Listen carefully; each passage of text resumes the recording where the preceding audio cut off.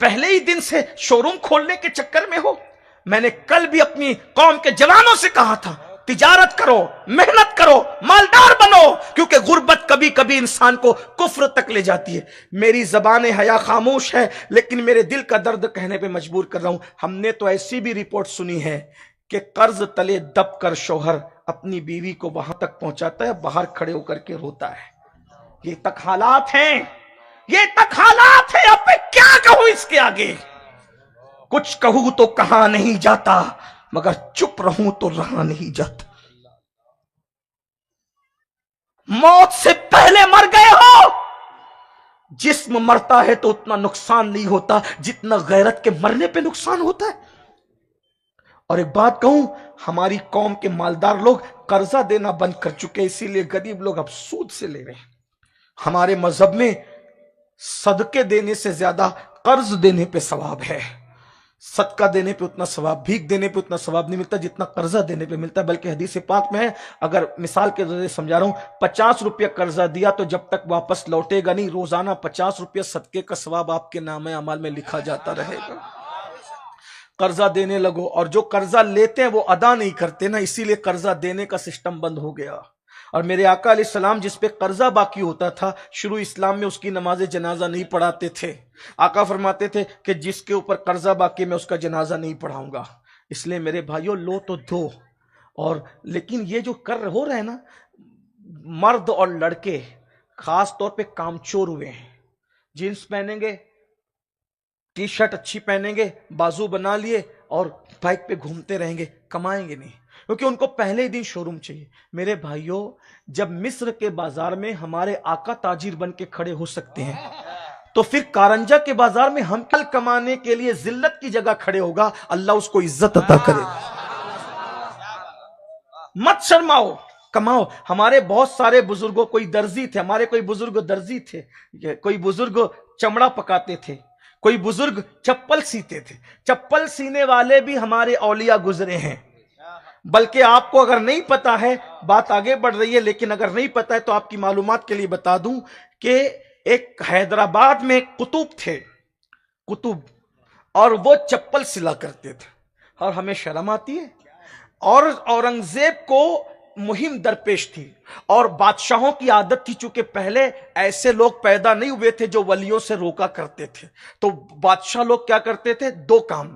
بڑی مہم مصیبت کی آئی, جو زمین کے اوپر ولی ہے اس سے بھی دعا لیتے تھے, اور جو زمین کے اندر ولی اس سے بھی دعا لیتے تھے. حیدرآباد کے قلعے پہ روز حملہ ہو رہا ہے, حملہ ہو رہا ہے, حملہ ہو رہا ہے, لیکن واپس آ رہے ہیں, صبح جاتے شام کو آتے ہیں. اورنگزیب 2 رکعت پڑھ کر کے رونے لگے, کہنے لگے اللہ میری مدد کر, کوئی ایسا بندہ بتا دے جو دعا کرے اور میرا کام ہو جائے. اورنگزیب تم خود کیوں ڈائریکٹ دعا نہیں کر رہے ہو؟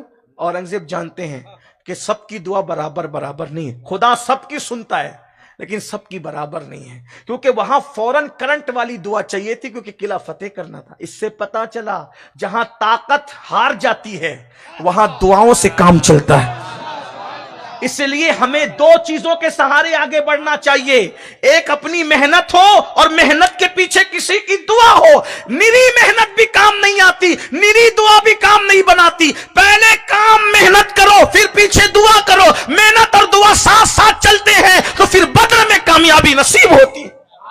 رسول اللہ نے پہلے محنت رکھی, پھر دعا کی کامیاب ہو گئے. اسی طرح دیکھتے چلے جاؤ, محنت اور دعا ساتھ ساتھ ہو, نری دعا بھی نہیں چلے گی, نری محنت بھی نہیں چلے گی. یہ ایک الگ عنوان ہے پھر کسی موقع کے لیے, کہیں کے لیے. لیکن اورنگزیب نے, ہاں تو مولا کوئی ملا دے, اشارہ ہوا. اورنگزیب قلعے کے اندر ہی بڑا قطب بیٹھا ہے, اور اس کا پاور روحانی ایسا ہے کہ تیری تلوار مان پڑ گئی.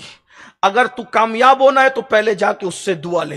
وہ اورنگزیب حلیہ بدلا, پھٹے پرانے کپڑے منہ چھپایا, اندر داخل ہوئے. قلعے کے دیوار کے سائے میں چپل سیتے بیٹھے, حلال کے لیے.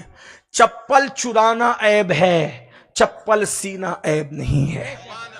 اگر شرم آتی ہے تو چپل چرانے میں آنا چاہیے. مسجدوں میں تو چپل چوری کرتے ہو, موبائل چوری کرتے ہو, اور چپل سینے میں نہیں, حلال میں شرم نہ کرو. ولی جب بیٹھ کر کے سی سکتا, یہی تو ہے. ہم نے ولیوں کی ڈیفینیشن بھی بدل دی. ہم نے تو جب سے یہ کہنا شروع کیا کہ ہاتھ میں تسبیح, بغل میں مصلی اور سینے پہ قرآن ہے, وہی اللہ کا ولی ہے. میں نے کہا صحیح پہچان نہ پیش کر سکے. جو خود حلال نہ کھائے اور دوسروں کی جیب کو للچائی ہوئی نظر سے دیکھے، وہ بہت کچھ تو ہو سکتا ہے، ولی نہیں ہو سکتا۔ ولی لوگ الگ ہے، ہاتھ میں تسبیح بغل میں مصلی، نیک تو ہو سکتا ہے، ولی نہیں ہو سکتا۔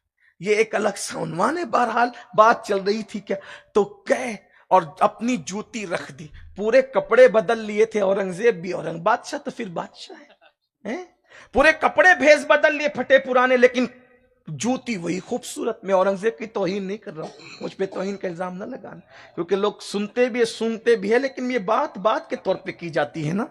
خوبصورت سی جوتی رکھی اور کہا لو سلو، لیکن وہ بھی ولی بھی بھولے لوگ ہوتے، نظر نیچی کر کے تھے۔ جب خوبصورت بادشاہ کی قیمتی جوتی دیکھی تو خود ہی کہہ اٹھے اورنگزیب، پھٹی ہوئی جوتیاں سلی جاتی ہیں نا، اتنی قیمتی جوتیاں تھوڑی سلی جاتی ہیں۔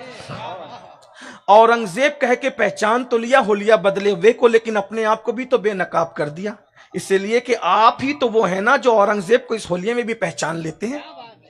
تو کہا جب نہیں سلی جاتی نئی جوتیاں تو پھر اٹھیے اور دعا کیجئے کہ قلعہ فتح ہو جائے۔ کہا تو شاید کسی غلط آدمی کے پاس آ گیا، دیکھو ہمارا حال کیا، نئی کچھ ہے پھر بھی پروپیگنڈا کرواتے کہ ہم یہ ہیں اور ہم یہ ہیں اور ہم یہ۔ یاد رکھنا مکاروں کی یہی پہچان ہے، جو کہے کہ ہم یہ ہے سمجھ لو کچھ نہیں ہے، جو کچھ ہوگا وہ چھپائے گا، کیونکہ دو عالم سے کرتی ہے بیگانہ دل کو، عجب چیز ہے لذت آشنائی، شہادت ہے مقصود مطلوب مومن، نہ مال غنیمت نہ کشور کشائی۔ جسے یار کا پتہ ملتا ہے وہ چھپاتے نہیں پھرتا، وہ چھپاتے پھرتا ہے، اس لیے کہ یار کے پتے کی نشانی یہ ہے، جسے یار مل جاتا ہے وہ سب سے بیزار ہو جاتا ہے۔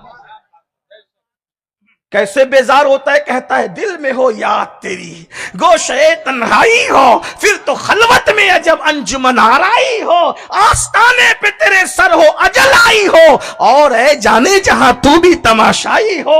آج جو عیب کسی پر نہیں کھلنے دیتے، کب وہ چاہیں گے میری حشر میں رسوائی ہو۔ اس کی قسمت پہ فدا تخت شہی کی راحت، خاک طیبہ پہ جسے چین کی نیند آئی ہو۔ وہ تنہائی چاہتا ہے، جسے یار میں سمجھ لو گڑبڑ ہے، جو اپنے آپ کو کچھ کہہ رہا ہے۔ یہ پہچان ہے اہل اللہ کی، اس کے پاس ایجنٹ نہیں ہوتے، وہ پروپیگنڈے والا نہیں ہوتا، وہ تو چھپنے والا ہوتا ہے۔ ایک الگ عنوان یہ بھی ہے۔ کیا ہو رہا ہے؟ تو غلط آدمی کے پاس، غلط فہمی ہوئی تجھے، میں چپل سلنے والا بندہ، میں تیرے لیے دعا کروں گا تو بادشاہ کا اورنگزیب کو پہچان تو لیا نا، جس کی نظر یہ ہو میں جان گیا وہ کون ہے۔ آپ دعا کرتے ہیں یا نہیں؟ اگر نہ دعا کی تو کیا کرو گے؟ آج چھپے پڑے ہو نا اس جوتی سلنے کے پردے کے پیچھے، پورے حیدرآباد میں اعلان کرا دوں گا کہ کتب بیٹھا ہوا ہے، پھر چھپتے رہیے، وہ بھیڑ لگوا دوں گا کہ دشوار ہو جائے گا شہرت کرات۔ اس دھمکی سے ولی ڈر گیا، میری تشہیر نہ کر میں دعا کرتا۔ سوچے تو صحیح، ہم سوچتے میری تشہیر کر، اور وہاں وہ میری تشہیر نہ کر۔ چھپنے کا اتنا شوق ہے، کیوں؟ جسے یار ملتا ہے وہ چھپائی کرتا ہے۔ موتی سچا ہمیشہ سیپ میں چھپا ہوا ہوتا ہے، اور قصائیوں کا گوشت ہمیشہ لوگوں کے سامنے آیا ہوتا ہے۔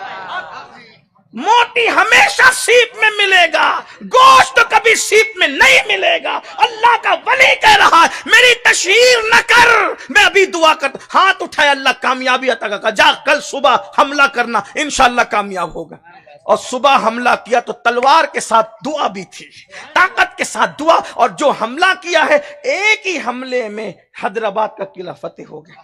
اب اورنگزیب کو تلاش تھی تو اسی ولی کی، جس کی دعا سے یہ ملا، ذرا اس کو تو ملے، بڑی خدمت کریں گے۔ ادھر قلعہ فتح ہوا، وہ سامان اٹھایا کندھے پہ رکھا، اور ہمیشہ کے لیے یوں غائب ہوئے کہ کبھی اورنگزیب کو اس کا پتہ ہی نہ چلا۔ یہ اللہ والے ہیں۔ تو بات کیا کر رہا تھا میں، کہ اللہ نے جنگ کا اعلان کیا ہے، جو سود لیتے بھی ہیں اور دیتے بھی ہیں، اس لیے لو نہ دو، کتنا بھی مشکل آ جائے، لینا بھی نہیں دینا بھی نہیں۔ آج تو لوگ شادی کے لیے بھی لیتے ہیں، نہ لینا نہ لینا نہ لینا، صبر کرو. اور ایک بات کہوں, دوسروں کے درمیان عزت پانے کے لیے اللہ کو ناراض مت کرو. تو سود لینے دینے والوں سے اللہ نے جنگ کا اعلان کیا. نمبر 2, جو ولی سے دشمنی کرے اللہ نے اس کے ساتھ بھی اعلان جنگ کیا ہے, اور ولی کی شان میں بیان کر چکا اس پہ. اور تیسری بات, جو تنہائی میں گناہ کرے اللہ نے اس کے ساتھ بھی جنگ کا اعلان کیا ہے. اب بتاؤ تنہائی ہماری کیسی ہے؟ تو یاد رکھو, اللہ فرماتا ہے حکمرانوں کے سامنے گڑ گڑا کر بگڑی نہیں بنے گی. بگڑی بننی ہے تو میرا ذکر کرو, توبہ کرو, استغفار کرو. آؤ توبہ کریں, آؤ بدلیں, آؤ زندگی میں انقلاب بپا کریں.